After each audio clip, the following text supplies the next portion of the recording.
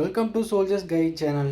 Indian ஏர்ஃபோர்ஸ்லேருந்து ஒரு open rally conduct பண்ண போகிறாங்க. அதுக்கான நோட்டிஃபிகேஷன் ஆல்ரெடி ரிலீஸ் ஆகியிருந்தது. இதை பற்றி நம்ம இந்த வீடியோவில் பார்க்க போகிறோம். ஓகேங்களா? ஸோ இதோடைய அஃபிஷியல் நோட்டிஃபிகேஷனுக்கான பிடிஎஃப் நம்மளுடைய டெலிகிராம் சேனலில் கொடுத்துருக்கேன். டெலிகிராம் சேனலில் யாராவது ஜாயின் பண்ணாமல் இருந்தீங்க அப்படின்னா லிங்க் டிஸ்கிரிப்ஷனில் இருக்குது, மறக்காமல் ஜாயின் பண்ணிக்கோங்க. ஸோ அதில் நீங்கள் டேரெக்டாக உள்ளே போனீங்க அப்படின்னா Indian air force medical assistant rally ஒரு 2025க்கான பிடிஎஃப் இருக்கும். நீங்கள் டேரெக்டாக உள்ளே போனோடனே ஸோ நீங்கள் டேரெக்டாக நீங்கள் டவுன்லோட் பண்ணிக்கலாம். ஓகேங்களா? ஸோ இதில் என்ன கொடுத்துருக்காங்க, யாரெல்லாம் இதுக்கு எலிஜிபிள், செலெக்ஷன் நடக்கக்கூடிய டேட் அப்படின்னு பார்த்தீங்க அப்படின்னா 29 ஜனவரி ஸ்டார்ட் ஆகி பிப்ரவரி 5 வரை நடக்குது. ஓகேங்களா? இதில் எந்தெந்த category and group X, group Y, இதுக்கு என்ன குவாலிஃபிகேஷன் இருக்கணும், அண்டு ஓப்பன் ரேலி போன உடனே ஃபஸ்ட்டு ஃபிசிக்கல் இருக்குமா, எக்ஸாம் இருக்குமா, ஸோ இந்த மாதிரி கம்ப்ளீட் இன்ஃபர்மேஷன் இதை பார்க்க போகிறோம் இந்த வீடியோவில். டேட் ஆஃப் பர்த் முழுக்க. ஓகேங்களா? நீங்கள் வீடியோவை ஸ்கிப் பண்ணாமல் பாருங்கள். ஸோ இப்போ இந்த வீடியோ பார்த்துட்டு நான் பேசிகிட்டு இருக்க டைம்லேயே நீங்கள் கமெண்ட் செக்ஷனில் டேட் ஆஃப் பர்த் எந்த இது நீங்கள் என்னால் அட்டன் பண்ண முடியுமான்னு கேட்பீங்க. இந்த வீடியோ ஃபுல்லாக பார்த்துட்டு உங்களுக்கு ஏதாவது டவுட் இருந்தால் கமெண்ட் செக்ஷனில் கமெண்ட் பண்ணுங்கள். நீங்கள் நம்ம சேனலில் புதுசாக பார்த்துட்டு இருந்தீங்க அப்படின்னா மறக்காமல் சப்ஸ்கிரைப் பண்ணி வச்சுக்கோங்க.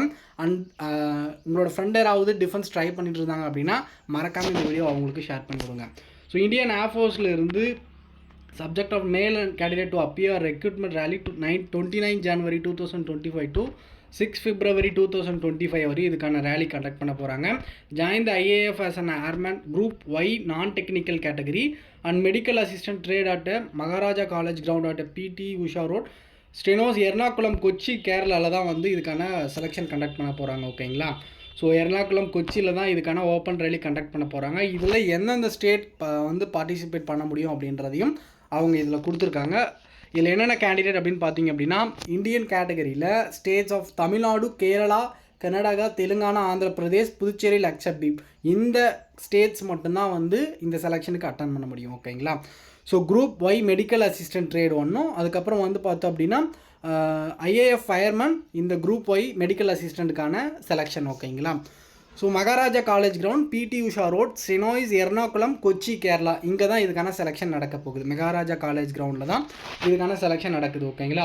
செலெக்ஷன் நடக்கக்கூடிய டேட் அப்படின்னு பார்த்தீங்க அப்படின்னா இதில் மொத்தம் குரூப் ஒய் மெடிக்கல் அசிஸ்டண்ட் ஒன்று நடக்குது. ஓகேங்களா? அதில் பார்த்தோம் அப்படின்னா ஒரு சில ஸ்டேட்ஸுக்கு என்னென்ன ஸ்டேட்னு பார்க்கலாம். 29 ஜனவரி 2025 to 30 ஜனவரி 2025 வரையும் group Y medical assistant 10th 12th முடிச்சிருக்கிறவங்க எலிஜிபிள். ஃபிசிக்கல் ஃபிட்னஸ் டெஸ்ட் இருக்கும், ரிட்டன் எக்ஸாம் இருக்கும், அடாபிலிட்டி டெஸ்ட் 2 இருக்கும், அண்ட் மெடிக்கல் அப்பாயின்மெண்ட்ஸ் இருக்கும். ஓகேங்களா? ஸோ இந்த டேட்டில் தமிழ்நாடு அண்ட் கர்நாடகா இந்த 2 ஸ்டேட் மட்டும்தான் all the districts of Tamil Nadu and Karnataka, Tamil Nadu கர்நாடகாவில் இருக்கக்கூடிய எல்லா டிஸ்ட்ரிக்ஸும் 29 ஜனவரியிலிருந்து 30 ஜனவரியும் நம்ம ஃபிசிக்கல் நம்ம ரேலிக்கு போய் அட்டன் பண்ணி ஆகணும். ஸோ இது ரிப்போர்ட் பண்ணக்கூடிய டேட் அப்படின்னு பார்த்தீங்க அப்படின்னா நீங்கள் 29 ஜனவரியே போய் ரிப்போர்ட் பண்ணணும். ஓகேங்களா? ஸோ மார்னிங் நீங்கள் ரிப்போர்ட் பண்ணுற மாதிரி இருக்கும். நீங்கள் அதுக்கு முன்னாடி பிஃபோராக போயிருங்க. ஓகேங்களா? ஸோ அதுக்கப்புறம் 1 பிப்ரவரி 2025 2 பிப்ரவரி 2025 வரையும் all the districts of Telangana, Andhra Pradesh, Kerala and Lakshadweep and Puducherry இந்த ஸ்டேட்ஸில் இருக்கிறவங்கலாம் அட்டன் பண்ண முடியும் இந்த டேட்டில். 4 பிப்ரவரியிலிருந்து 5 பிப்ரவரி வரையும் பார்த்தீங்க அப்படின்னா all the districts of the states of Tamil Nadu, Kerala, Karnataka, Telangana, Andhra Pradesh and Puducherry, Lakshadweep இதில் இருக்கக்கூடிய எல்லா ஸ்டேட்ஸுமே அட்டன் பண்ண முடியும். பட் அதில் பார்த்தோம் அப்படின்னா diploma nursing and BSc pharmacy முடிச்சிருக்கவங்க மட்டும்தான் எலிஜிபிள். ஓகேங்களா? ஸோ நீங்கள் 29 அட்டன் பண்ணிங்க அப்படின்னா தான் நம்ம தமிழ்நாட்டில் இருக்கக்கூடிய 10th 12th குவாலிஃபிகேஷனுக்கு நீங்கள் அட்டன் பண்ண முடியும். இப்போ உங்களுக்கு கிளியராக புரிஞ்சிருக்குன்னு நினைக்கிறேன். ஸோ இதில் 2 கேட்டகரி இருக்குது. இதுக்கான எஜுகேஷன் குவாலிஃபிகேஷன், ஏஜ் லிமிட் என்ன அப்படின்றத பார்த்துடலாம். அதுக்கு முன்னாடி நீங்கள் அந்த இடத்துல ரிப்போர்ட் பண்ணக்கூடிய டைம் அப்படின்னா 6 AM ரிப்போர்ட் பண்ணிடணும். இப்போ உங்களுக்கு 29 ஸ்டார்ட் ஆகுதுன்னா 29 மார்னிங் 6 AM நீங்கள் அங்கே ரிப்போர்ட் பண்ணுற மாதிரி இருக்கணும். Maharaja college ground, PT Usha road, சினோய்ஸ், எர்ணாகுளம், கொச்சி, கேரளாவில் தான் உங்களுக்கான ஃபிசிக்கல் நடக்க போகுது. ஓகேங்களா? இதில் marital status of date of birth, அதாவது இதுக்கான ஏஜ் லிமிட் அப்படின்னு பார்த்தோம் அப்படின்னா மெடிக்கல் அசிஸ்டன்ட் 10th 12th கேட்டகரிக்கு நீங்கள் அதாவது நீங்கள் அட்டன் பண்ணுறீங்க அப்படின்னா 3 ஜூலை 2004 3 ஜூலை 2008 பிறந்திருக்கணும். 3 ஜூலை 2004 3 ஜூலை 2008 பிறந்திருக்கிறவங்க மட்டும்தான் எலிஜிபிள். இதுக்கு அப்புறமும் இதுக்கு முன்னாடியே பிறந்திருக்கிறவங்க எலிஜிபிள். இது இடைப்பட்ட கேப்பில் பிறந்திருக்கிறவங்க மட்டும்தான். ஸோ திரும்பவும் நீங்கள் கமெண்ட் செக்ஷனில் கேட்பீங்க 3 ஜூலை 2004 to 3 ஜூலை 2008, அதாவது 2 ஜூலை 2004 இருந்தால் கூட எலிஜிபிள் கிடையாது. புரிஞ்சிருக்கணும்னு நினைக்கிறேன். அடுத்து வந்து பார்த்தோம் அப்படின்னா மெடிக்கல் அசிஸ்டன்ட் ட்ரேடில் வந்து டிப்ளமோ அண்ட் பிஎஸ்சி ஃபார்மசி முடிச்சிருக்கிறவங்களுக்கு 3 ஜூலை 2001 3 ஜூலை 2006 பிறந்திருக்கிறவங்க எலிஜிபிள். ஓகேங்களா. ஸோ இதில் வந்து பார்த்தோம் அப்படின்னா married candidate should be born between 3 ஜூலை 2001 to 3 ஜூலை 2004 பிறந்திருக்கிறவங்க மேரிட் ஆனவங்க அட்டன் பண்ண முடியும். அது BSc pharmacy and diploma pharmacy முடிச்சிருக்கிறவங்க. ஓகேங்களா. இதுக்கான எஜுகேஷன் குவாலிஃபிகேஷன் அப்படின்னு பார்த்தீங்க அப்படின்னா ஃபஸ்ட்டு வந்து 10th 12th கேட்டகரிக்கு நீங்கள் அட்டன் பண்ணுறீங்க அப்படின்னா physics, chemistry, biology and English இதெல்லாமே ஒரு சப்ஜெக்டாக எடுத்து படிச்சிருக்கணும். 12th 50% உங்களோட ஓவரால் மார்க் இருக்கணும். இங்கிலீஷில் 50% மார்க் இருந்தீங்க அப்படின்னா மட்டும்தான் எலிஜிபிள். ஓகேங்களா. ஸோ அடுத்து வந்து பார்த்தோம் அப்படின்னா அது இல்லை அப்படின்னா வொகேஷ்னல் குரூப் ஏதாவது நான் வொகேஷ்னல் டிப்ளமோ முடிச்சிருக்கிறவங்க ஃபிசிக்ஸ், கெமிஸ்ட்ரி, பயாலஜி, இங்கிலீஷ் ஒரு குரூப் எடுத்து படிச்சிருக்கணும். 50% வந்து பார்த்தோம் அப்படின்னா ஓவரால் மார்க் இருக்கணும். இங்கிலீஷில் மட்டும் 50% மார்க் இருக்கவங்க எலிஜிபிள். அடுத்து டிப்ளமோ அண்ட் பிஎஸ்சி ஃபார்மசி முடிச்சிருக்கிறவங்களுக்கு 10th 12th முடிச்சு அதுக்கப்புறம் பிஎஸ்சியோ டிப்ளமோ ஃபார்மசியோ முடிச்சிருந்தீங்க அப்படின்னா உங்களுக்கு வந்து பார்த்தோம் அப்படின்னா ஃபிசிக்ஸ், கெமிஸ்ட்ரி, பயாலஜி, இங்கிலீஷ் இது எல்லாமே ஒரு சப்ஜெக்டாக இருக்கணும். 50% ஓவரால் மார்க் இருக்கணும். இங்கிலீஷில் மட்டும் 50% மார்க் இருக்கிறவங்க எலிஜிபிள். ஓகேங்களா. ஸோ இப்போது உங்களுக்கு கிளியராக புரிஞ்சிருக்கணும்னு நினைக்கிறேன். அடுத்து வந்து பார்த்தோம் அப்படின்னா உங்களுக்கு இதுக்கான மேனடரி மெடிக்கல் ஸ்டாண்டர்ட் டெஸ்ட் இதெல்லாம் வந்து 77 சென்டிமீட்டர் செஸ்ட் இருந்தால் போதுமானது தான். அதே மாதிரி வந்து பார்த்தோம் அப்படின்னா ஹியரிங்கு, செஸ்ட்டு, அதுக்கப்புறம் வந்து டென்டல் இது எல்லாமே நம்ம இந்தியன் ஆர்மியில் அதாவது ஏர்ஃபோர்ஸில் எல்லாமே செலெக்ஷன் அட்டன் பண்ணுறவங்களுக்கு தெரியும். டிஃபென்ஸில் எப்படி மெடிக்கல் டெஸ்ட் கண்டக்ட் பண்ணுவாங்களோ அதே மாதிரி இதில் ஹை டெஸ்ட் ஹையில் வந்து பார்த்தோம் அப்படின்னா ஸ்பெக்ஸ் போட்டிருக்கிறவங்களும் எலிஜிபிள் தான். ஓகேங்களா. 152 சென்டிமீட்டர் ஹைட் இருந்தால் போதுமானது தான். 152 சென்டிமீட்டர் ஹைட் இருந்தாவே போதுமானது தான். ஓகேங்களா. இப்போ புரிஞ்சிருக்கும்னு நினைக்கிறேன். 17 சென்டிமீட்டர் செஸ்ட் நார்மல் இருந்தால் போதுமானது தான். ஓகேங்களா. ஹையில் வந்து பார்த்தோம் அப்படின்னா உங்களுக்கு ஸ்பெக்ஸ் போட்டிருக்கிறவங்களுமே எலிஜிபிள் தான். அப்போது வந்து உங்களுக்கு இந்த டிஸ்டன்ஸ் விஷன் ப்ராப்ளம் இருந்தாலும் உங்களுக்கு வந்து ப்ராப்ளம் இல்லை, நீங்கள் டேரெக்டாக நீங்கள் அட்டன் பண்ணலாம். ஓகேங்களா. ஸோ இதுக்கப்புறம் வந்து பார்த்தோம் அப்படின்னா உங்களுக்கு பாடி டேட்டோ எதுவும் இருக்கக்கூடாது அது மாதிரி சொல்லியிருக்காங்க. அதுக்கப்புறம் வந்து written writing material and documents required, அதாவது உங்களுக்கு என்னென்ன டாக்குமெண்ட் எடுத்துகிட்டு வரணும் அப்படின்றத சொல்லியிருக்காங்க. ஸோ டாக்குமெண்ட்டை பொறுத்த வரையும் நீங்கள் என்னென்ன எடுத்துகிட்டு வரணும் அண்ட் அதே மாதிரி இந்த செலெக்ஷனுக்கு வரும்போது நீங்கள் எல்லாமே எடுத்துகிட்டு வரணும், என்னென்ன எடுத்துகிட்டு வரணும் அப்படின்றத சொல்லியிருக்காங்க.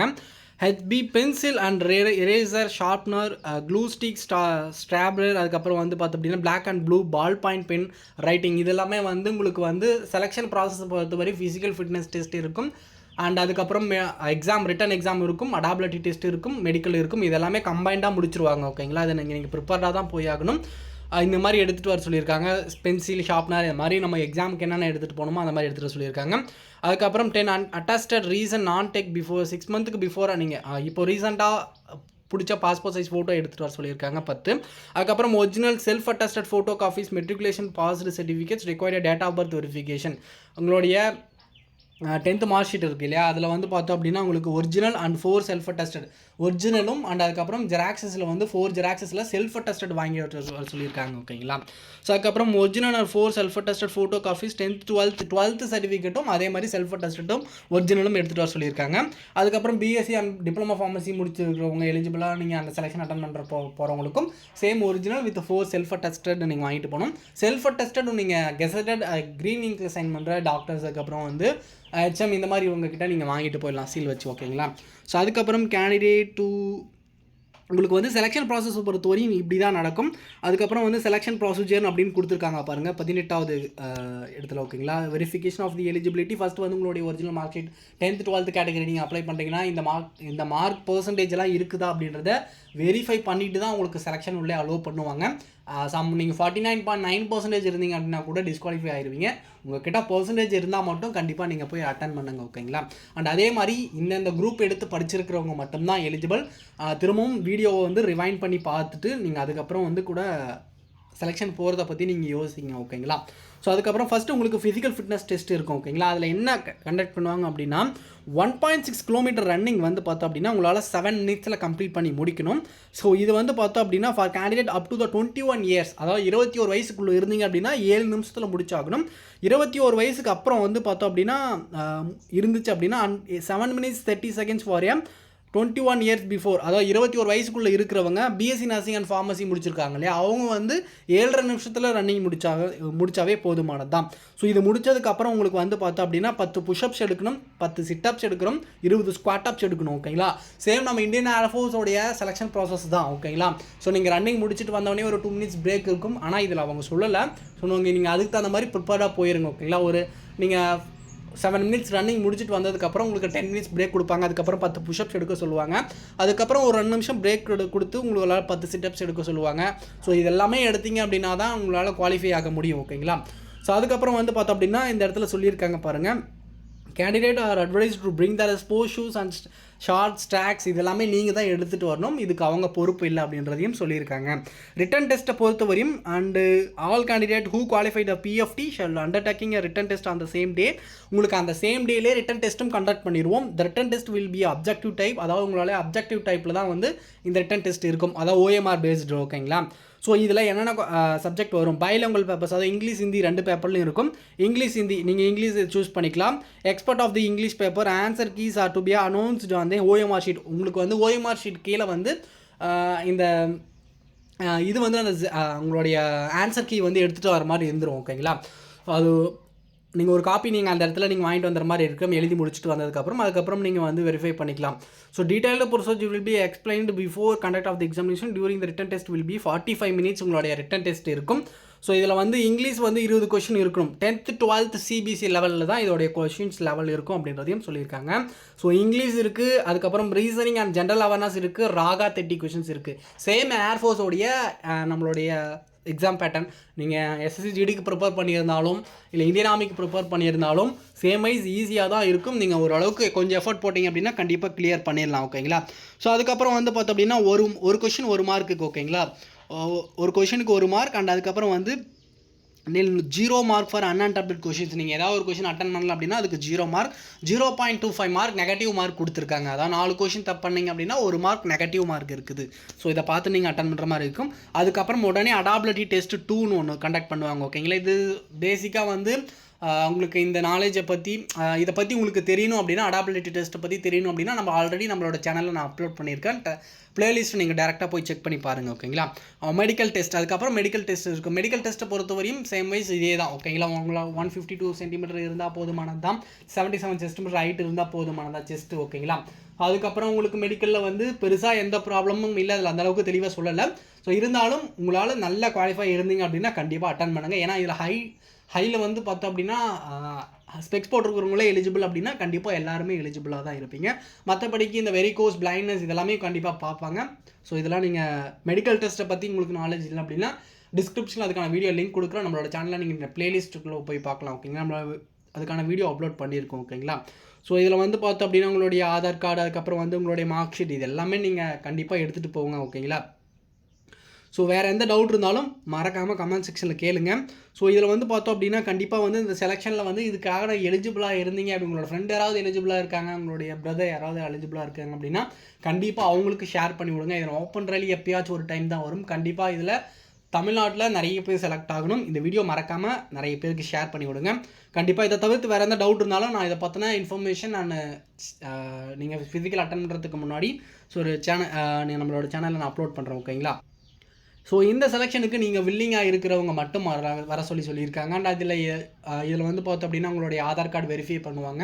ஸோ இதில் நீங்கள் இந்த ஸ்டேட்டில் இந்த டொமைஸில் தான் இருக்கீங்களா அப்படின்றத பார்த்துட்டு தான் இதோட செலெக்ஷன் ப்ரொசீஜர் கண்டக்ட் பண்ணுவாங்க. ஓகேங்களா. இந்த நோட்டிஃபிகேஷனுக்கான PDF நம்மளோட டெலிகிராம் சேனலில் கொடுத்துருக்கேன். நீங்கள் டவுன்லோட் பண்ணி திரும்பவும் ஒரு டைம் செக் பண்ணி பாருங்கள் உங்களுக்கு எல்லா குவாலிஃபிகேஷனும் இருக்குதா அப்படின்றத பார்த்துட்டு அதுக்கப்புறம் நீங்கள் வில்லிங்காக இருந்தீங்க அப்படின்னா கண்டிப்பாக அட்டன் பண்ணுங்கள்.